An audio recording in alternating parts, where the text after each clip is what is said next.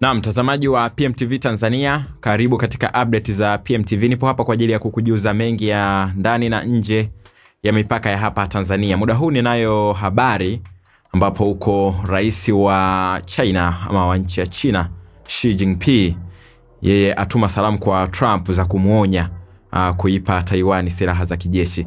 Sasa rais wa China Xi Jinping amesisitiza kuwa swala la Taiwan ni jambo la msingi na muhimu zaidi katika uhusiano kati ya nchi yake na Marekani, huku akimtaka Rais Donald Trump kuwa makini na mchakato wa kuipa Taiwan silaha za kijeshi.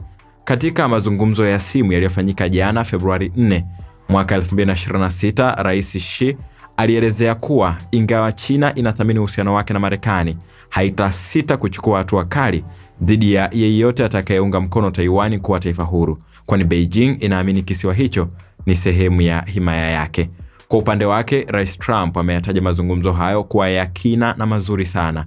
Kupitia mtandao wake wa Truth Social, Trump amefichua kuwa China inakusudia kununua tani milioni 20 za maharage ya soya kutoka Marekani, hatua inayolenga kuimarisha uhusiano wa kibiashara kati ya nchi hizo mbili.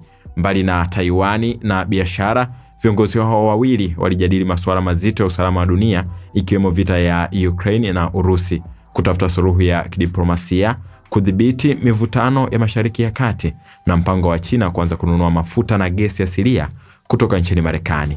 Mazungumzo haya yanakuja kipindi ambacho Rais Donald Trump anajiandaa kufanya ziara rasmi nchini China mwezi Aprili mwaka huu, na kufuatia ziara ya Waziri Mkuu wa Uingereza Keir Starmer nchini humo iliyolenga kuimarisha mahusiano ya kibiashara na Beijing.